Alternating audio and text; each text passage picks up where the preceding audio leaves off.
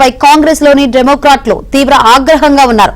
ఒక నాగరికత పూర్తిగా అంతరించిపోనుందన్న ట్రంప్ వ్యాఖ్యలు డెమోక్రాట్లు తీవ్రంగా పరిగణిస్తున్నారు. దీంతో అధ్యక్ష పదవి నుంచి తప్పించేందుకు ట్రంప్ పై అభిశంసనకు ప్రయత్నాలు చేస్తున్నట్లు తెలుస్తోంది. 25వ సవరణ ద్వారా అధ్యక్షుని తప్పించే అవకాశాలపై డెమోక్రాట్లు చర్చిస్తున్నట్లు సమాచారం.